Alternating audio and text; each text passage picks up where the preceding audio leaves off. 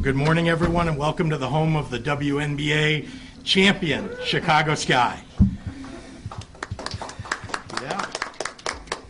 I'm here with the Illinois Department of Public Health Director, Dr. Ngozi Ezike, and AARP Illinois Director, Bob Gallo, to talk about the importance of COVID-19 booster shots and how you can make sure that your loved ones take the steps they need to protect themselves and those around them.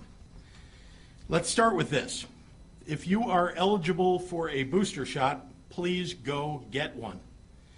By the end of this week, we will have the CDC's official and formal recommendations on who should get booster shots for each of the COVID-19 vaccines currently available in the United States: Pfizer, Moderna, and Johnson & Johnson.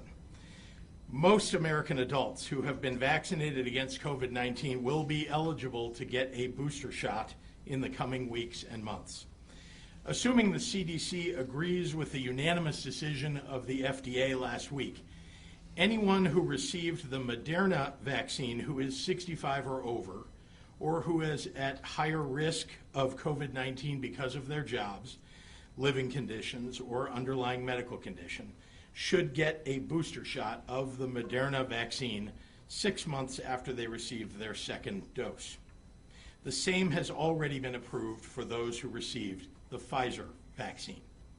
For any adult who received the single-dose Johnson & Johnson vaccine, the FDA is recommending that you should get a second shot, no matter your age or risk level, at least 2 months after you received your first shot. That means that if you got a J&J shot in the spring, like I did, or anytime before late August, you'll be able to go and get a second shot as soon as the end of this week.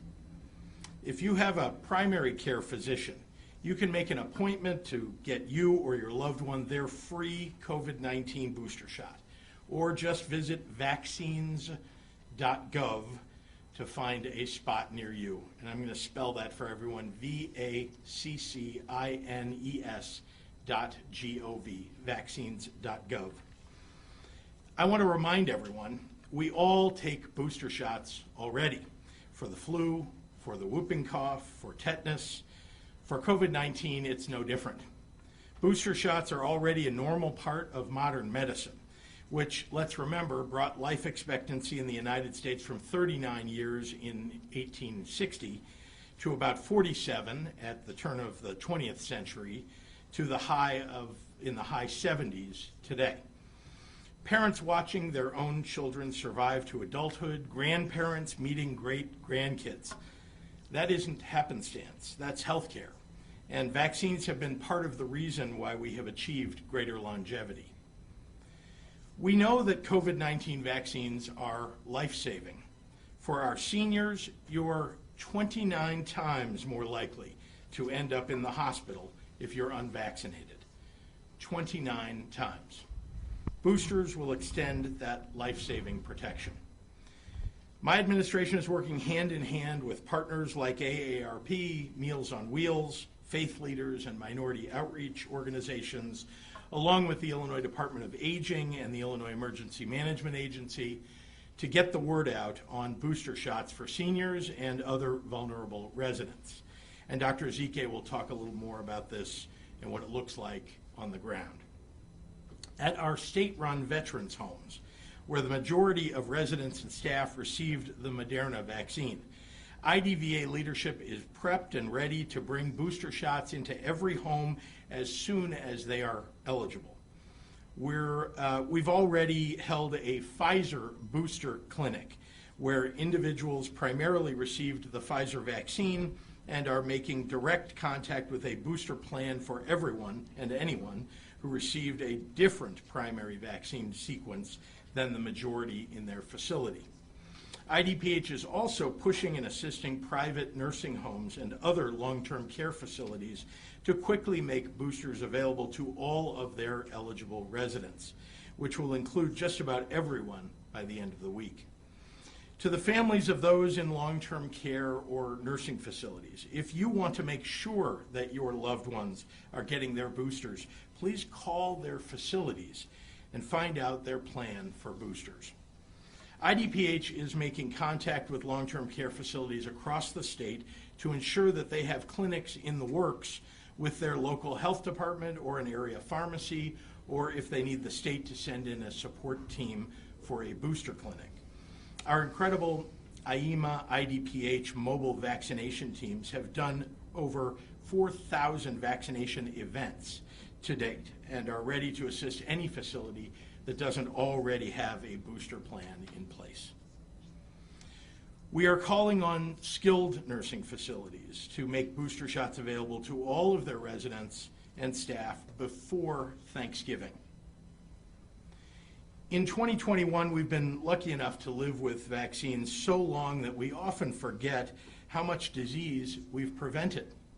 But millions of lives are saved across the world each year because of vaccines. That's more birthdays, more kindergartners, more parents, more joy. On the other hand, choosing not to get vaccinated can be deadly. From June through September of 2021, approximately 90,000 COVID-19 deaths among U.S. adults likely would have been prevented if they had chosen to get vaccinated. 90,000. It doesn't have to be this way. So let's do what we can to keep ourselves, our families, and our neighbors safe. COVID-19 vaccines, if you haven't yet gotten one, you should get one because it might just save a life. Get your booster shot so that you can get even more protected than you are today. Get your flu shot so you can make this flu season as non-existent as the last. And let's get out of this pandemic. We can do it by continuing to work together for the common good.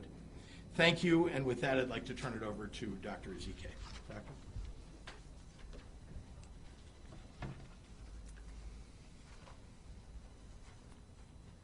Good morning, everyone.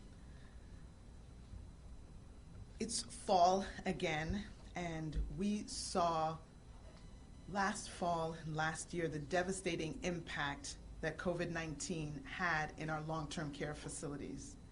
We saw it here in Illinois, we saw it across the country, we saw it internationally.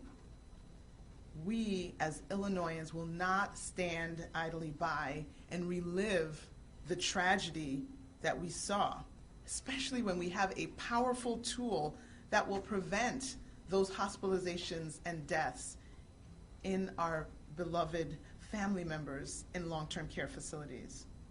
We do know that advanced age is one of the most significant risk factors in breakthrough hospitalizations and deaths, which is exactly why booster shots are being recommended for everyone 65 and over, as well as all people living in long-term care facilities. The data clearly shows that while the vaccine continues to offer protection to everyone, the overwhelming majority of the hospitalizations and deaths due to COVID after being fully vaccinated have occurred in those over the age of 65. Last week, I participated in a town hall meeting with the AARP to help answer questions about booster shots and who should get them. We are working very closely with the Department of Aging to also get the word out. We are partnering with Oak Street Health, which provides medical care to patients and adults over 65, to provide information to Illinois physicians and other clinicians on the importance of these boosters. We've created flyers that will go out to all the Meals on Wheels recipients to ensure that they have information in hand about the importance of boosters. Our work to address and alleviate concerns in minority groups about vaccination continues, along with deployment of our equity-focused mobile teams. We have done a great job in this state in making sure that this life-saving measure is available and has been taken up by all, and we want to see those same numbers with the boosters. And as always, we are working with our local health departments. Those are my heroes. Those are the incredible boots on the ground in the trenches. They're just tremendous partners, and we would not be where we are in the state without our local health departments and their tremendous efforts. And they are working to vaccinate as many people as possible. Right now, only Pfizer has been authorized for booster doses, but we expect CDC will move forward with the FDA's recommendation about boosters for both Moderna and J&J in just the next few days. And while the Pfizer booster dose is the same as the first 2 doses, it is anticipated that the Moderna booster will be half the dose size. IDPH is currently working on additional training for COVID-19 vaccine providers that will cover booster doses by type, as well as planning for upcoming vaccination for the children under the age of 12. Currently, the FDA's advisory committee is slated to review the Pfizer vaccine for kids 5 to 12 next week on October 26th, with the advisory committee on immunization practices and the CDC review scheduled for November 2nd and 3rd. So look forward to more information on how to get your child vaccinated in Illinois in the coming weeks. We need all of your help. As the governor mentioned, you have to check and make sure that your treasured seniors and loved ones in the long-term care, in the nursing homes, have been, quote, boosted or received their booster. People who are eligible for their booster dose, you don't have to go to the same place where you got your initial doses. And again, check out vaccines.gov for available locations. You should bring your vaccine card with you so that they can update the card with your 3rd dose. If you're not sure where your card is, you can always register with Vax Verify or check with a healthcare provider. And while you are getting your booster, whether it's your first dose or your 2nd dose also, don't forget to get your flu shot. Flu season is also upon us, and we want to make sure that you are doubly protected. And the great thing is that you do not need a special visit, a separate one. You can get the COVID vaccine and the flu shot at the very same visit. So no extra trips to the clinic, no extra trips to the pharmacy. Vaccines, all of them, whether against the flu, COVID, or other diseases, they do save lives. That is the bottom line, and we need to avail ourselves of these wonderful gifts. Buenos días y feliz otoño a todos. Vimos el enorme impacto que tuvo COVID-19 en nuestros centros de atención a largo plazo, en Illinois y en todo el país a comienzo de la pandemia. No volveremos a revivir esa tragedia cuando tenemos una herramienta muy poderosa que ayudará a prevenir las hospitalizaciones y muertes. Sabemos que la edad avanzada es un factor muy importante en las hospitalizaciones y muertes. Por eso se recomiendan las vacunas de refuerzo para todas las personas de 65 años o más, así como para las personas en centros de atención a largo plazo. Los datos muestran claramente que si bien la vacuna ofrece protección a todos, la inmensa mayoría de las hospitalizaciones y muertos debido a COVID-19, después de estar completamente vacunado, se encuentran entre las personas de 65 años o más. La semana pasada participé en una reunión pública con la Asociación Estadounidense de Personas Jubiladas para ayudar a responder preguntas sobre las vacunas de refuerzo y quién debería recibirlas. Estamos trabajando muy de cerca con el Departamento de Envejecimiento para hacer correr la voz por todo el estado. Nos estamos asociando con Oak Street Health, que brinda atención médica a pacientes y adultos mayores de 65 años para brindar información a los médicos y otros clínicos de Illinois sobre la importancia de los refuerzos. Hemos creado folletos que se enviarán a los destinatarios de Meals on Wheels para garantizar que tengan información sobre la importancia de los refuerzos.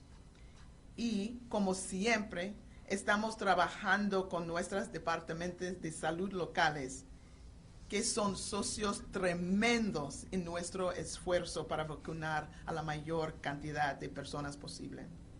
En este momento, solo Pfizer ha sido autorizado para dosis de refuerzo, pero esperamos que el CDC siga adelante con las recomendaciones de la FDA sobre los refuerzos para las vacunas Moderna y Johnson Johnson en los próximos días. Y aunque la dosis de refuerzo de Pfizer es la misma que las dos primeras, se prevé que la dosis de refuerzo Moderna será aproximadamente una mitad del tamaño de la dosis. También estamos trabajando actualmente en capacitación adicional para los proveedores de la vacuna COVID-19, que cubrirá las dosis de refuerzo y las próximas vacunas para niños menores de 12 años. Actualmente, el Comité Asesor de la FDA está programado a revisar la vacuna Pfizer para niños de 5 a 12 años el 26 de octubre, la semana que viene. Después, el Comité Asesor sobre Prácticas de Inmunización y la revisión del CDC están programados para el 2 y 3 de noviembre. Así que espere más información sobre cómo vacunar a su hijo o hija en Illinois durante las próximas semanas.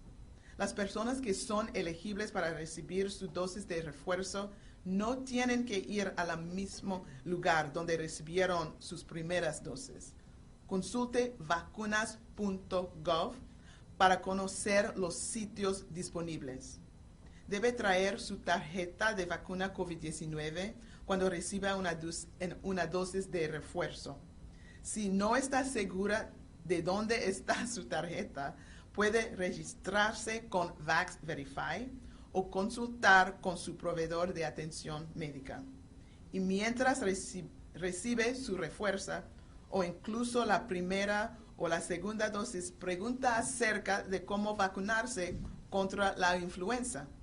La vacuna COVID y la vacuna contra la influenza se pueden administrar al mismo tiempo. No necesito regresar para el otro vacuna. Las vacunas, ya sea contra la influenza, contra COVID-19 o otras enfermedades, salvan vidas. Esa es la realidad. Mucho gusto para su apoyo. And with that, I'd like to introduce my friend and my brother, Bob Gallo, the State Director of the AARP Illinois.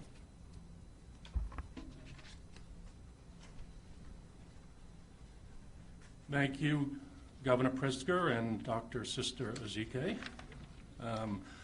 Good morning. I'm Bob Gallo, State Director for AARP Illinois, and I'm glad to be here today to help convey the importance of vaccines and boosters, especially in congregate living facilities like nursing homes.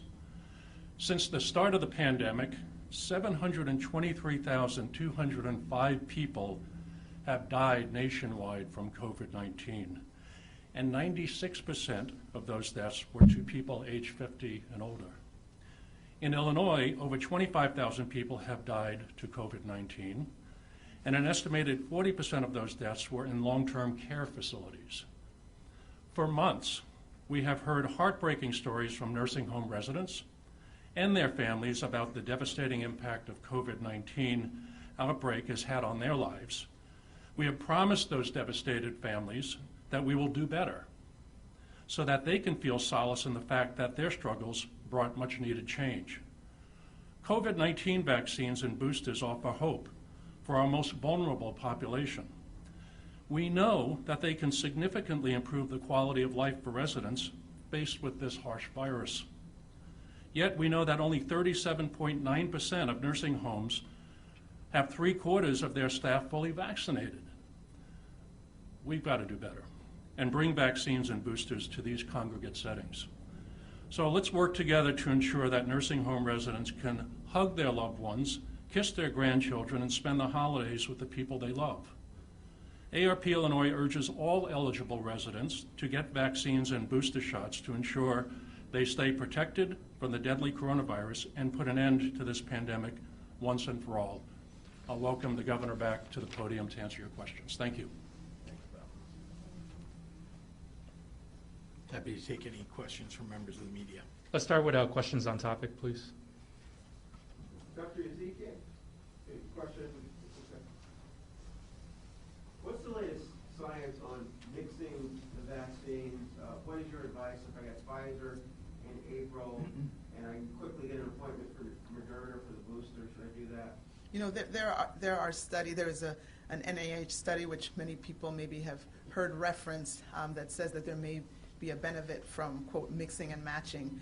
Again, we are just following official CDC recommendations at this time. I think the CDC and the FDA are likely to weigh in on that. We probably don't have that. We don't have that decision as of today. Right now, I think we know that we are heading to have full authorization for basically not mixing and matching, but getting boosted with the vaccine that we started with. But there, again, this is a science is in process, and they're studying the possibility of the combinations, and so there will be more to come, but we don't have a final recommendation on that yet. Thank you. Governor, good morning. Good morning. Good afternoon. So is Chicago expected to lose hundreds, possibly thousands of police officers because of non-compliance with vaccine mandates? Will the state provide additional law enforcement support, and is there a possibility to stop the vaccine mandates in order to keep nurses, doctors, police officers, and firefighters who just don't want to get vaccinated, but still want to do their job? Well, we have offered to any municipality who asks the ability to request state police, and in the event of some serious emergency, National Guard, but in most cases, state police, and we have in fact deployed them when asked over the last 18 months, and we'll continue to make that offer. Do you have a force large enough, though, to accommodate local municipalities if, in fact, this turns into a crisis? Well, again, it depends on how many people decide not to come to work in those municipalities. But the truth is that, as you, I think, know, we have about 1,900 state troopers for the state of Illinois. We have 57,000 square miles that they're responsible for.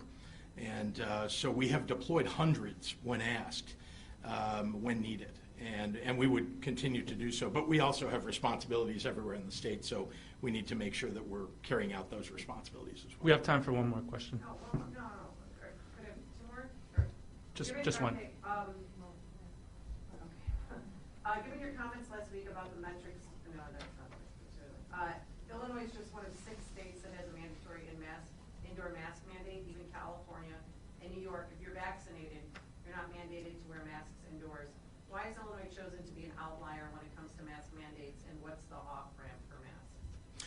Well, we're continuing, again, to watch the numbers. You know that we look at these every day, Dr. Ezekiel and the IDPH team, and we work with them to determine when the right time is. I think you've seen that although numbers have come down, and I know pretty much every moment of every day you've wanted us to remove every single mitigation. Every question that you give is a question about removing mitigations. I want them to go away too, but we want to make sure that we're keeping people healthy and safe, following the guidelines that doctors are offering for us. And so we'll continue to do that, and obviously we want to remove the mitigations as we approach the holidays. These are, that's an important marker for us. We want to make sure these numbers keep going down, because we'd like very much to head into, we have 3 holidays coming up, but especially Thanksgiving and Christmas, where people spend extended amounts of time together. So we'd like very much to get to a place where we can remove certain mask mandates. Thank you. Thank you. Thank you, everyone.